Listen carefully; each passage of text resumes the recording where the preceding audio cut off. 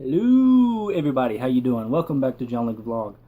We're just getting out of a youth church service today. Had a great time with a bunch of kids, all ages, anywhere from 5 and 6 years old, all the way up to 16, 17. So we had a very good day, a very progressive day. Went and got some groceries a little while ago, so back on the diet, heavy, and trying to stay as strict as possible so we can cut this weight on a race to 200 pounds, and I'm not giving up. With the help of God, I'm going to make it. So with that being said, I've kind of had this little passage that has been burning in my spirit. I had been waiting for the right time to release it, or to preach it, or to sing it, or whatever. And I've had a rough past month, emotionally, spiritually, physically, and I know that I'm very excited to see how things are going to go. Like I said, I announced last video that I have a new job opportunity. If it all works out, I'll be making okay money, and I'll be close to one of my very favorite preachers. If you've never heard of a man by the name of Tommy Bates, that was my childhood spiritual father. I looked up to him a lot.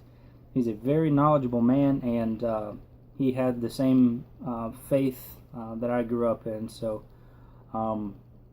it's been good, guys. Just the short little experiences that I've dealt with going down there to the mission, which I'll actually be doing again tomorrow. And I do not have permission to film it yet, or I would have already put out a video of all the steps.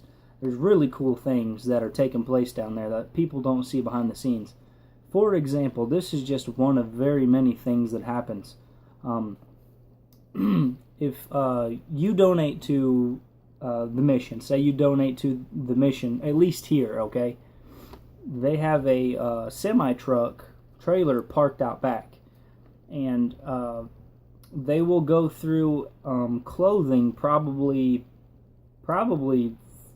5 to 10 different times on giveaways, and you know, they give allowances to some of the volunteers there so they can go pick out new clothes and things.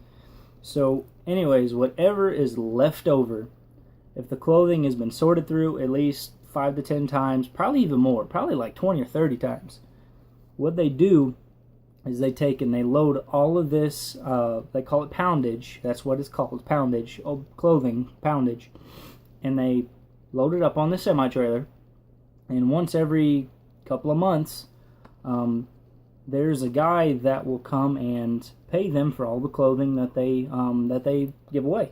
So all the stuff that's in the trailer, this is the cool part, all the stuff that's in the trailer is not thrown away, it's not sold, it's not anything.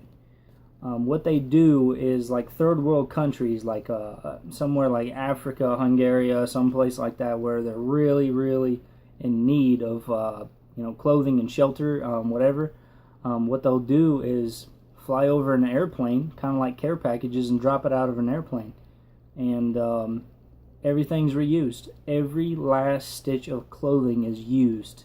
So it's unlike Goodwill. If you go to Goodwill, they're going to resell it or whatever.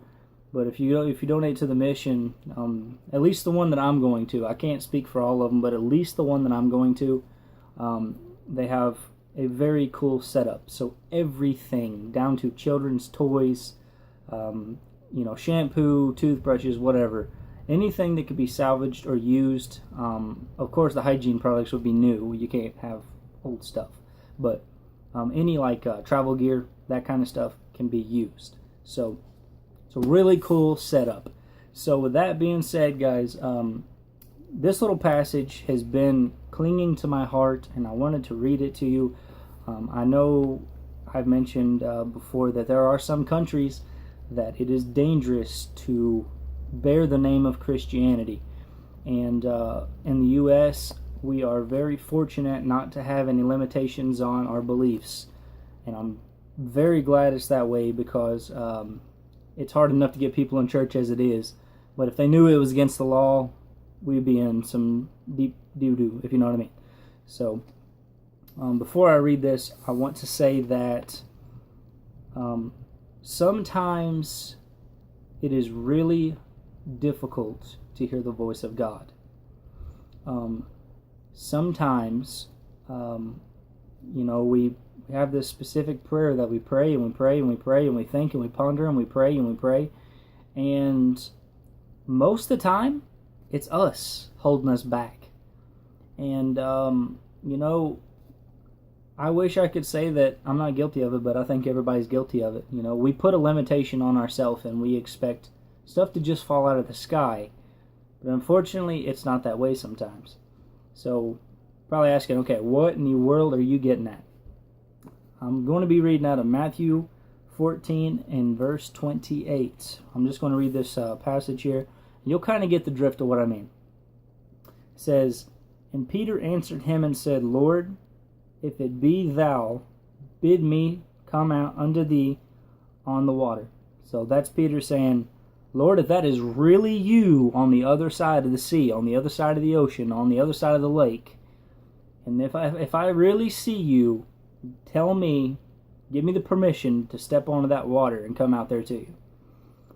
And he said, Come.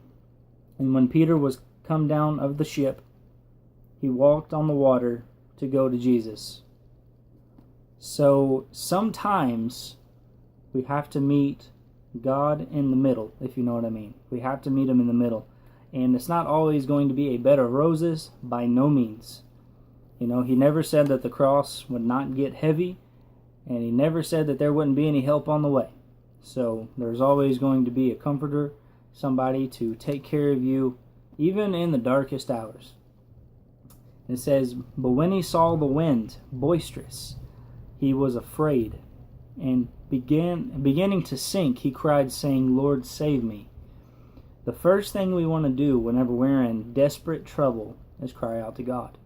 It's instilled in our being to cry out to God before a car accident, before falling off your steps, before hearing a bad phone call. The first thing you want to do, you're instilled, you're built to call out to God. So that right there ought to probably tell you something. But see, it says that whenever he saw the wind was boisterous, and he was afraid and he began sinking. Sometimes we let life get in our way and we take our eyes off of the main priority. We begin to sink, we begin to fail. So what do you mean by that? The kids are a little bit too aggravating to take to church nowadays. My favorite TV show comes on Wednesday at 7. There's always going to be a little stumbling block to come in your way, and you're not going to be able to see past the fog. So we have to really stay dedicated and keep our priorities straight, because, face it, in this world, to the left, to the right, down to the cell phone that I'm recording on, if you focus on those things, it is considered an idol before God. So make sure that you don't have anything in your life that could be considered under addiction. I'm not just talking about drugs. I'm talking about technology, Facebook, Instagram, Twitter. I'm talking about potato chips, Mountain Dew on the couch, like everything, okay? Anything can be an addiction. Food is definitely an addiction. Hence why I'm trying to cut the weight. So, and it says, "And immediately Jesus stretched forth his hand and caught him, and said unto him, O thou of little faith, wherefore didst thou doubt?" God's trying to say, look, I got you. Why are you freaking out for? Just stay focused on me. And he said that he would give you your heart's desires.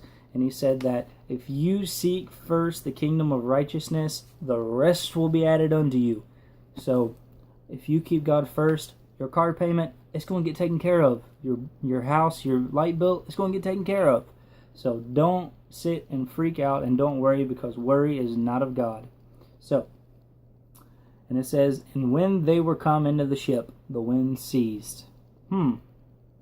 That's awful funny, because the wind was just crashing. What does that mean? What does that say?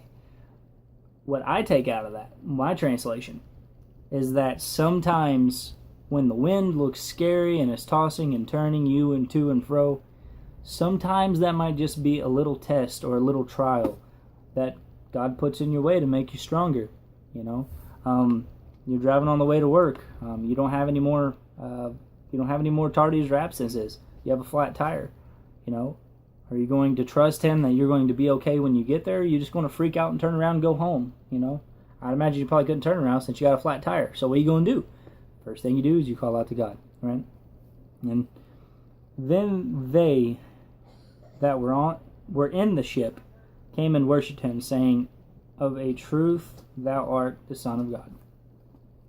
So, just goes to show, no matter what we go through, it is always good to have Him in the back of our brain.